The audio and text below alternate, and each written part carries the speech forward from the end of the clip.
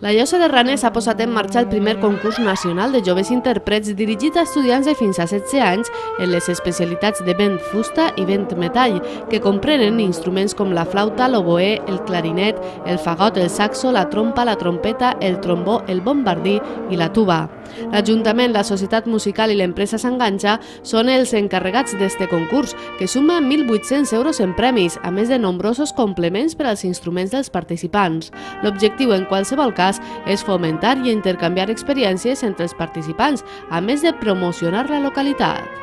Donar a conèixer el nostre municipi és posar en marxa i donar a conèixer l'oportunitat de nous valors en la música, és fer cultura, és treballar per la música. Crec que és una aposta valenta, important i que, per supost, em congratula que l'Ajuntament de la Llosa de Ranes es troba davant d'esta iniciativa, encapçalant-la mà a mà, colze a colze, com dic, amb l'empresa S'Enganxa i amb la Societat Musical del nostre municipi.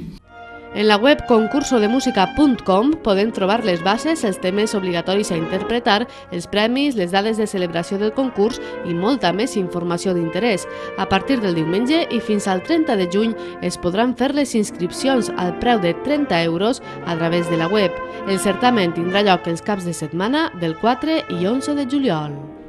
La finalitat de tota societat musical és difondre i fer música, fer concerts per arribar a la gent.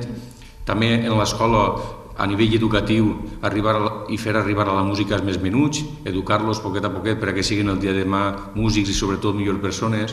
Hem fet diferents projectes, des de gravacions de CDs, participar en certàmens, organitzar festivals comarcals, organitzar cursos d'estiu, però la veritat és que aquest és un projecte il·lusionant perquè en tots els últims anys mai s'havia fet al nostre poble i la veritat és que ens fa molta il·lusió.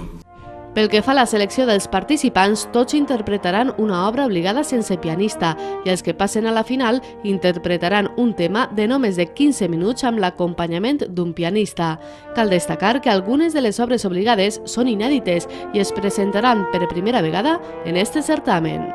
Hi ha algunes d'elles, com per exemple poden ser les de trompa o també les de flauta, que són inèdites, les tenim així, si algú després vol veure-les i han sigut editades exclusivament per al primer concurs de joves intèrprets de la Llosa. Pel que fa als premis, els primers de la modalitat A de vent fusta i vent metall s'emportaran 500 euros i els de la modalitat B 400 euros.